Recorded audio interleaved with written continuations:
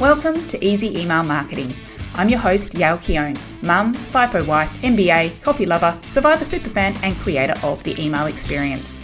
In Easy Email Marketing, you'll benefit from my nearly 20 years experience, where I'll be teaching you all the tips, tricks, and insider info on how to create feel-good, non-spammy experiences for your subscribers. Let's get stuck in. Welcome back to Easy Email Marketing. I'm your host, Yael Keown, and today is a very special episode where I have a chat with one of my long-term clients who is a quiet force in the online membership space and who has been using email marketing as a key part of their program delivery for years. Dr Kyla is a paediatric dietitian, mum of two, and founder of the online subscriptions Baby Mealtimes, Toddler Mealtimes, and Family Mealtimes. She has a PhD in childhood weight management and has worked extensively with selective eaters. Dr Kyla is passionate about developing balanced relationships with food and fostering positive mealtime experiences for the whole family. In other words, she really knows her stuff when it comes to raising kids and feeding them well. But over time, she has also really figured out this business thing and this online business model and email marketing. Inside this episode, Kyla takes us behind the scenes of her journey with email marketing and how she leverages it to support her thousands of members. So listen in to hear how Kyla ensures her members are supported through onboarding, regular updates, and smooth transitions across the memberships as kids age up, how she manages all that tagging and segmenting an audience with customers moving in different life phases, meaning they want different messages at different times, how she consistently creates a significant amount of content every single week, and how her deep understanding of who her target customer has been a key factor in growing Mealtimes to where it is today. So without further ado, let's get stuck in to my chat with Kyla. Welcome, Kyla. I'm so excited to talk to you about email marketing. Thank you for having me. You're welcome. So before we get stuck into all of that, can you tell me a little bit about Mealtimes and how it began, where it came from, and I guess, where it's grown to? So I guess, as you said, I am a paediatric dietitian. I worked in a traditional sense for the first kind of 10 to 15 years or so of my career. I worked in public health, and I had a clinic where I did some home visiting for families who have kids with really selective eaters, so kids who are really fussy. And I was working with some families in some really tricky situations. And then I had my own baby in 2017, and I decided that actually the information out there for families was so confusing, and it was really easy to be kind of led down the wrong path with the information you were given. And I really was thinking about, how can I support these families from the very first part of feeding their baby to be, getting evidence-based information, to be getting really good support. And at that time, there just wasn't anything in the online space. And so what I started with was, it was going to be a book, but then actually trying to do the editing and stay up to date all the time was too hard. So I turned it into an online program, which became a membership. And that was, 7 years ago almost now. And so basically I've developed 3 online memberships for families who are feeding either a baby, a toddler, or a school-aged child. And it's about giving them the information, the reassurance, the ability to ask questions, to ask professionals for support, to really make their experience of feeding their family much easier, much more pleasant, more enjoyable, and for that to kind of flow on to the kids. So it came from what I was doing in my clinic to, how can I get this to more people in a kind of easier day-to-day way? Yeah. And you've killed it. Do you mind actually sharing as to where you got to over that time? Like, do you have a ballpark of like how many members you've had through, how many families you've helped over that time?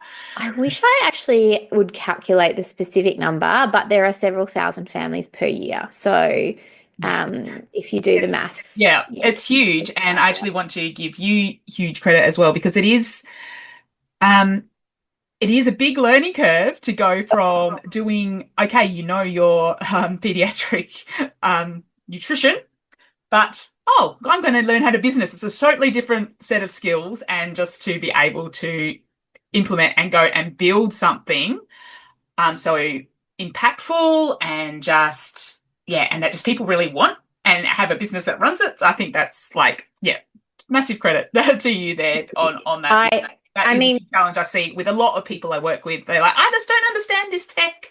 I can do talk about my area of expertise to the cows come home, but I can't even get I there. mean, to your credit, that is why I work with people like you, though, because I am absolutely a health professional who is trying to learn to do business things and trying to learn the tech stuff. And a lot of it has been like on the go. That is the things that I have been learning, on the fly. Yeah,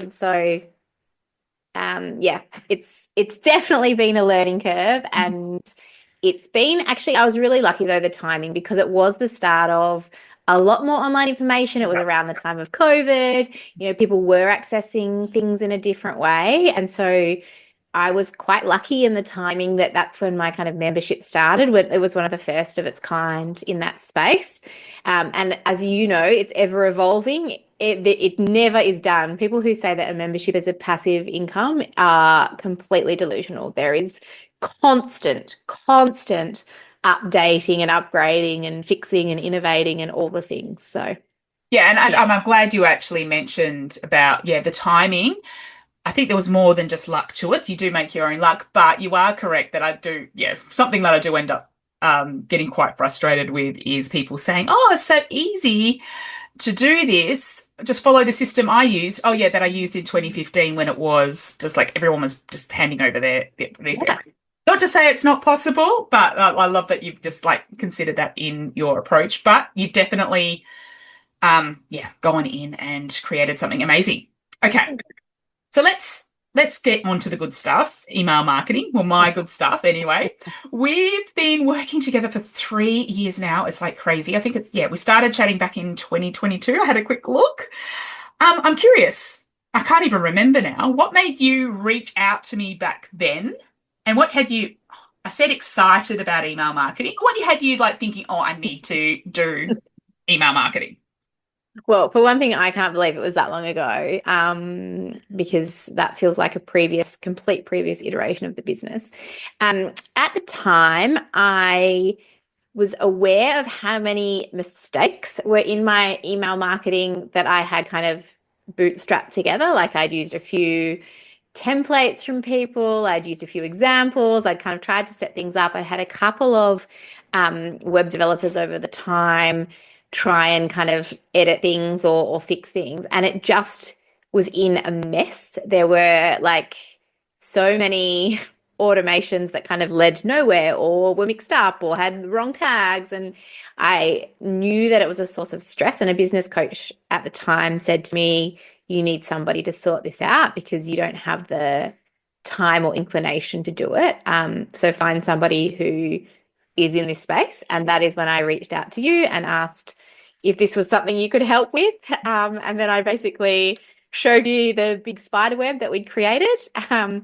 And in terms of what had me excited, I can confidently say I was not excited about email marketing, but I was actually terrified. Like I felt really embarrassed by how many times I would find an error, and I didn't even want to go digging into what actually was wrong. But I was more scared that there were too many people getting wrong messages or errors or things that just kind of lost my business credibility. And so one of the things I was excited about was getting that cleaned up and getting a really clear strategic direction from there. And I think that's something that you've absolutely helped me with. Yeah, I love that. And it is something that I do hear, but it's refreshing again to hear from someone in your space. And hopefully for those listening that are having those exact same thoughts, because I know there are a ton of people out there that have that, like, oh, I just feel like embarrassed by the state of the back Mortified. end of my system.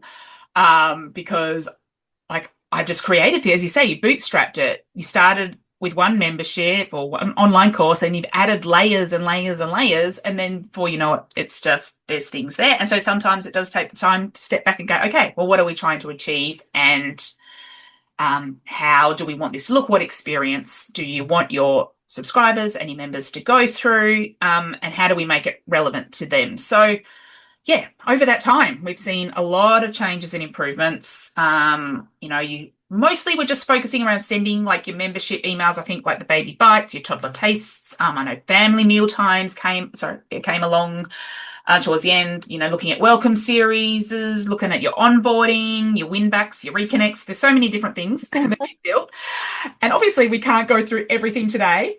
But is there any one or two things that you say has had the biggest impact, perhaps either from a revenue or even just a business efficiency, like just sanity perspective? Yeah.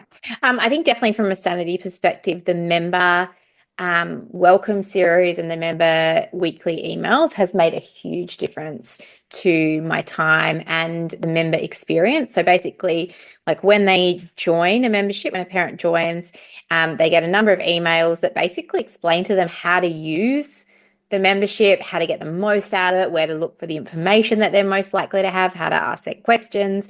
And so that really makes sure that when somebody is brand new, they know where to go and they kind of see the value that they're getting, even if they haven't had a chance to log on, they're a super busy parent, there's lots going on. So that's kind of really helped to nurture them into it without me having to kind of constantly check on them in different ways.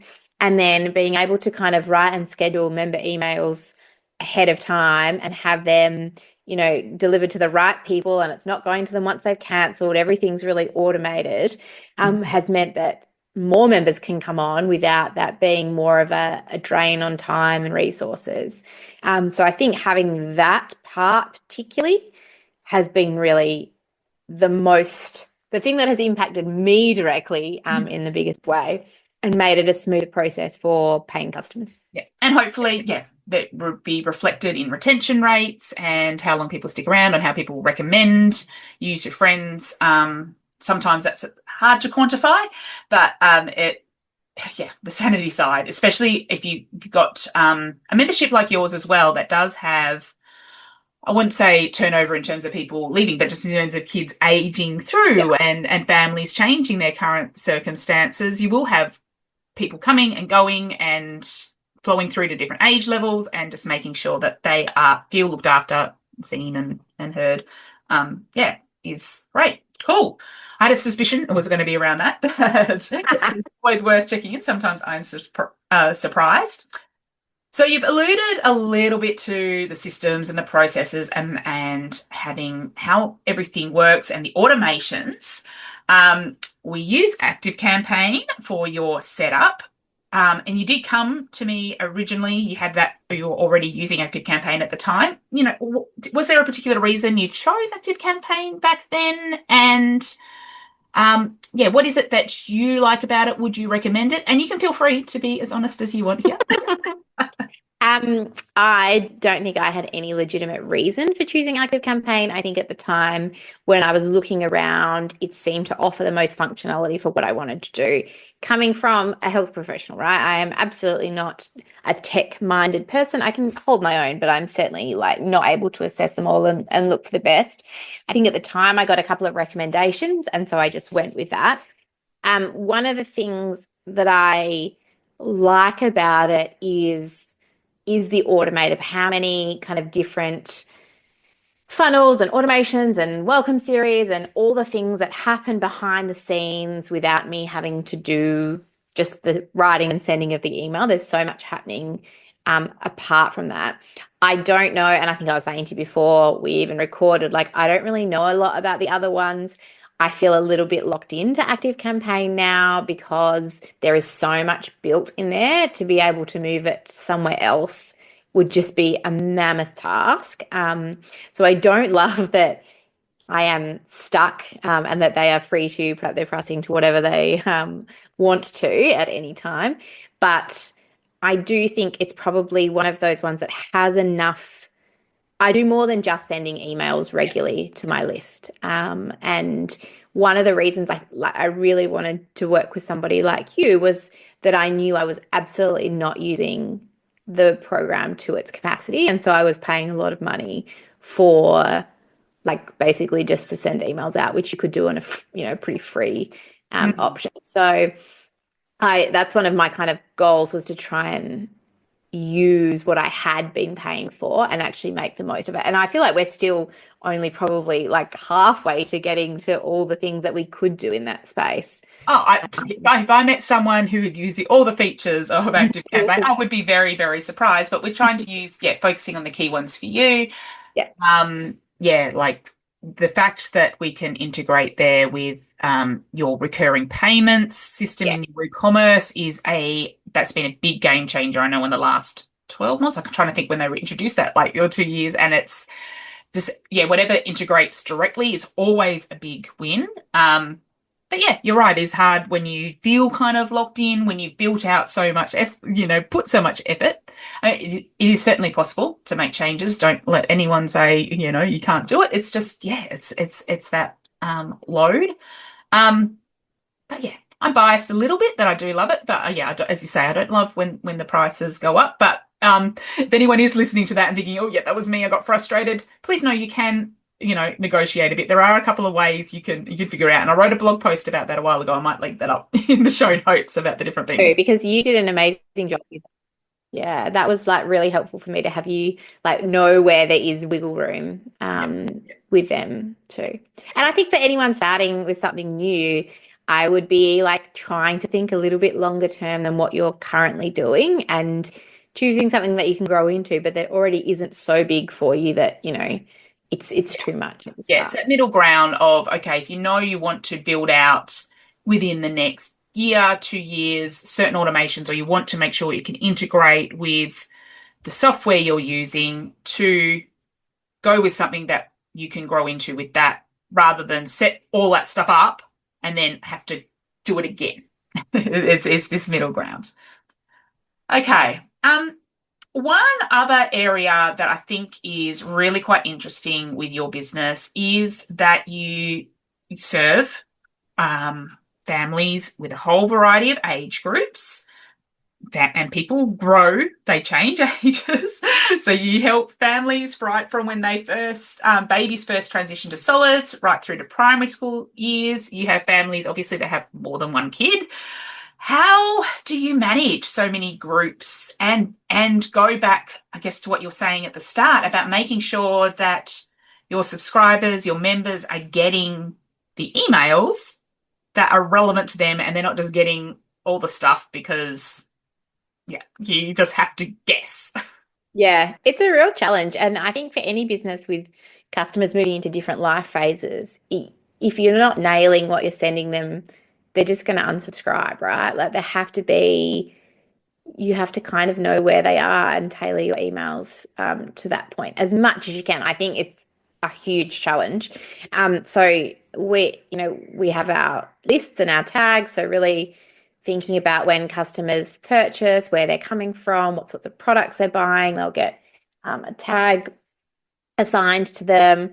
And then at least we also know, when we're sending out, like for example, if we're having a sale, that we're not confusing current people who have already bought a product by sending them a sale email when they've already got it. And so, there's a lot around that. And I think one of the things that is probably the most overwhelming when I first introduce any new team members into Active Campaign is looking at some of those automations and how many kind of spider webs they have coming off them when there's, a different part of the automation that based on the conditional, like, do they have this product or not? Are they, above 18 months or not? There's so many of those little, I don't even know the technical names for them. You can probably talk to this better than me. Yeah, the conditions. Yeah, but and again, that's just something that's been built over time. It's like you've added a new product or you've added a thing, and it's like, oh, here's another scenario, and it's like, okay, we'll just layer it in. It's Yeah.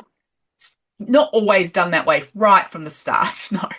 No, absolutely. But when you look at it, like it makes a lot of sense. Like you can follow those tracks really, can't you? And work out, okay, well, this person needs this and this person doesn't need that. And there's so much going on. I think one of the things well, I know one of the things we're working on now even is looking at that kind of preferences center and really asking people like, what age is your child at the moment so that I can give you the information that is most relevant to you now, rather than having to sift through the emails and work out Yeah. who's getting this and where are they Yeah, going. so we've done things where it's like, okay, we guesstimate based on how long they've been on your list and what they're interested in, but you don't know. And we were talking about this earlier, like when someone joined your toddler membership, yes, we can ask for things like birth dates and information, build things around that. But without that, if they don't provide that, they could have joined, when they were 1 or when they were 3, and you don't know the difference as to how soon they'll be more interested in the other things. So just having, I guess, your subscribers being able to take control of that a little bit and say, no, this is actually me now, and this is what I'm interested in, and tying that in with all those tags, like making sure everything just leads back to a core structure and a few really important controlling fields that are like the fields or the tags that really make sure everything goes through.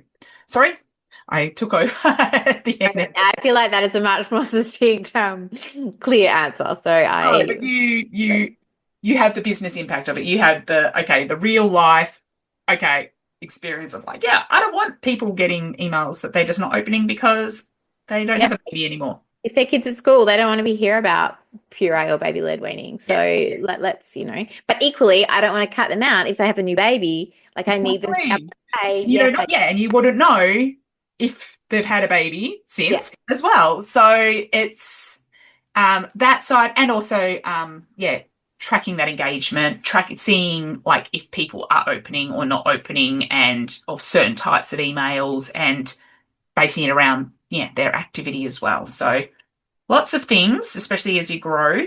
But I guess my tip for anyone who is just starting out in that space is just like choose one key thing for you to divide your audience by. So whether it's a category, whether it's an age group, a stage, an interest, if you can just think of one thing that you can identify and tailor experiences around, your audience will really, really appreciate that extra little layer of personalization. Okay. One other thing, now we've talked all about all these audiences, all of a sudden it's like, oh, they don't want to hear about baby purees, but we're hearing like, okay, so you've got baby purees, but you've got family meals, but you've got this, you've got that. You've got a lot of content, and I have seen the back end of your active campaign setup and all the campaigns that you send and all the value emails that you send out to members. Like, they aren't like just a few one-liners or here's one little recipe. There is a lot of helpful content in those emails. Then there's the promotional stuff. Then there's the regular updates. Then there's um the stuff that you want to add into the automations as you add in something. It's a lot of content. So how do you manage all that? That's something, I guess, my audience would really love to know the magic secret around I all that. mean, I don't know that I do. I don't know that there is a magic sauce here.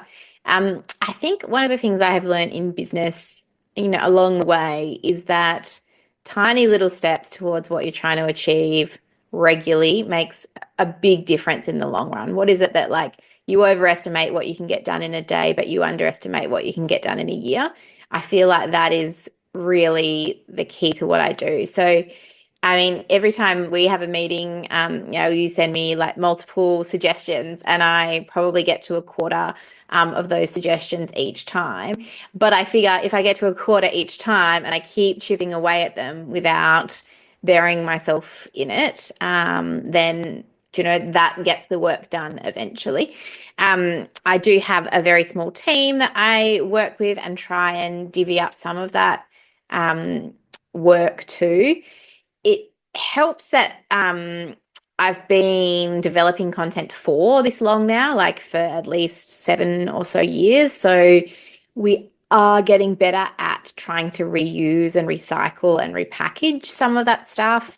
I think the way that I speak in emails has changed in that time too. So part of it is just kind of refreshing how I say things and do things and making sure that, because whoever got an email about a baby 7 years ago, like the person getting it now is a different person. So I really try to think about those things that do perform well and put them back in. But again, that's a process of managing just all that content and deciding what's Finding going on. It's a it. constant challenge. Yeah, it's a constant challenge for me. But I also feel like a little bit is better than none. And so, in the same way, like I intend to send a weekly email, I very rarely send a weekly email because there's so much else going on in my work life. But when I try and send like 2 weekly emails a month, then I'm more likely to kind of get there. So I feel like it's just the best that you can do and keeping on chipping away and not just giving up on it. I think for a big period of time I did give up on particularly the email. It was just another thing to do. The more general email list people versus the Yeah. membership ones. Yeah, so the members, once they're in, I'm very committed to nourishing them. But then it's this kind of next group and I think it's about having a plan and committing to how often you're going to send and just keeping on chipping away at that. I definitely don't think I can be held up as the poster child for getting it all done or managing all the content because absolutely we are not doing that. But um, I'm still trying. So I'm still chipping away at it. And I think that's enough for me at the moment. Yep. Yep. And that's all we can do. That's all we ask. But I do love that you talked about repurposing and you said, oh, okay, one's better than none and giving up. But it's also sometimes we overestimate what you need to actually put in those emails, thinking it has to be this massive thing, that you have to make it this hugely valuable thing. And because you know your topic so well, you may think sometimes that even just this little simple piece of advice, oh, that seems too basic. That doesn't seem like good enough. But for someone that reads it, that might be exactly what they need. So it's this. Sometimes we make it harder on ourselves than we need I it. think that is me to a T. Absolutely. And then I think, oh, I really need to explain all the content around that. And actually, no, people don't even want to read long emails. But yeah, constant reflection and trying to have, like some templates that you can use to prompt things. I'm trying now to use more examples of questions that are asked in a kind of, month from a member. Like I might give them as examples as I'm going out next week like that. So trying to have a bit more of a framework for the types of emails I could send out also helps take away some of that decision making or the block to actually writing it. Yeah. Wonderful. Thank you so much for sharing all of this knowledge. I know it will really actually help people in your situation or just help people see what's possible. We alluded to earlier how with, membership, it's not a passive income thing. It's not once it's set up, it just sells. And as we work together, we've realized that, getting your email marketing, it's never actually done, getting this set up on the back end. So what's next? Like what's next for you in terms of your next email marketing goals? Is it just getting more those regular campaigns out or something else?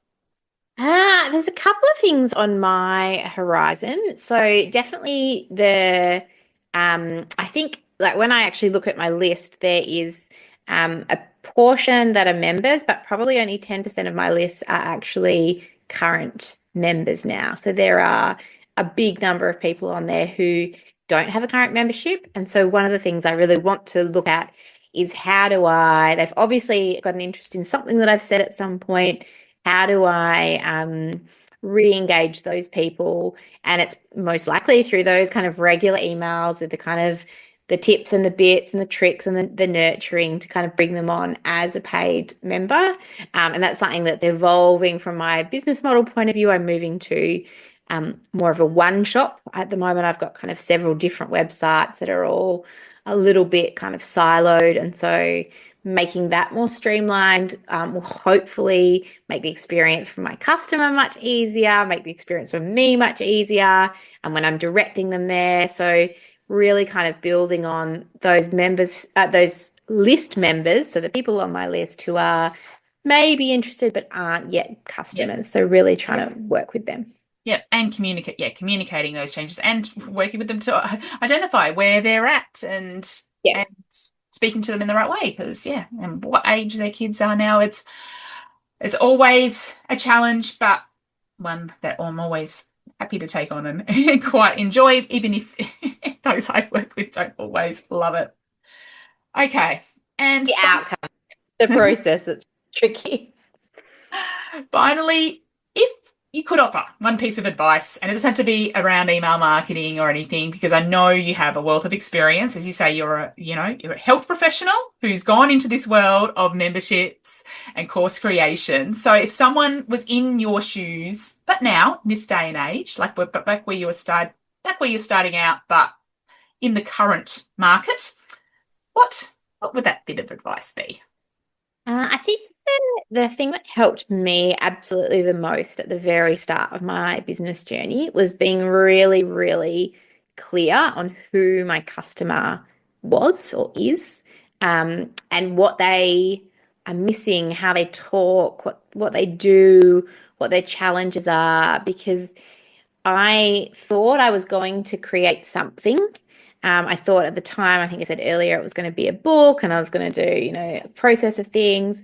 And it wasn't until I really got to know that person with their baby, first starting solids, who had, 20 seconds spare or a couple of minutes, that they actually needed something that was on their phone, that was visual, that could be updated, where I could answer their questions, where I could take their concerns. And that really shaped where I went with the business. And if I hadn't kind of taken the time to get to know them, and at the time, like, I got to know them through social media, like giving away like a lot of information, really kind of building some of those connections.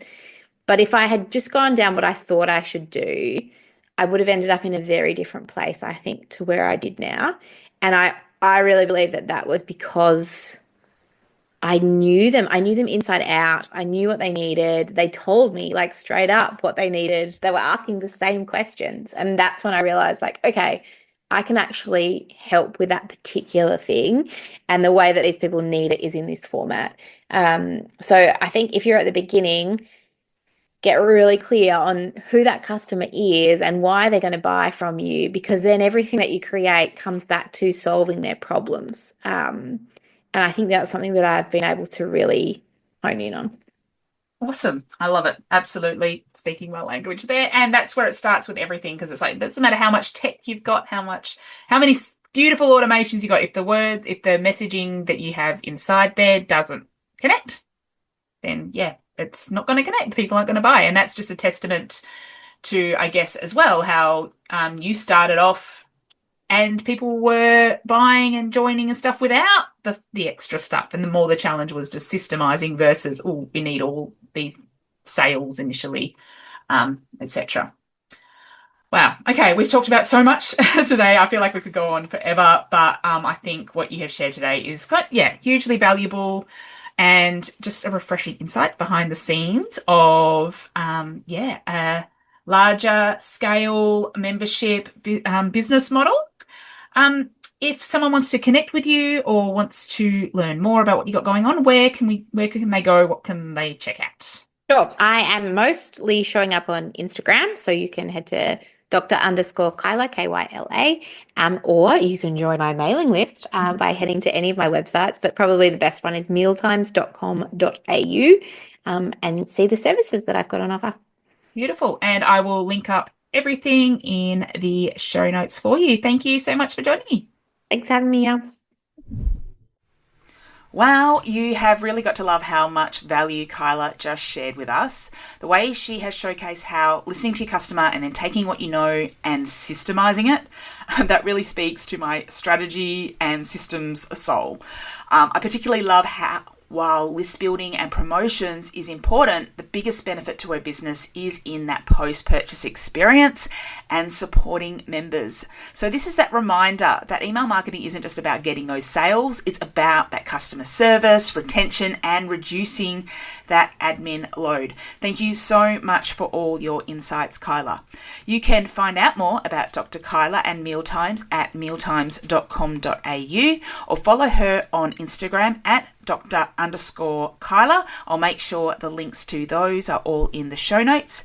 Thank you so much for joining me today. I would love to know what you enjoyed from this episode or what you want to know about in future episodes. Please let me know over on Instagram. I am at Yalkione, all one word, and I'll see you in the next episode. Thank you for listening to Easy Email Marketing. It's an absolute honour that you chose to listen. If you love this episode, then it would mean the world to me if you could leave a review so that others can find this podcast and make their email marketing easy too. Finally, make sure to subscribe so that you don't miss a thing. Until next time, have an awesome day and make sure to keep showing up and serving in those inboxes.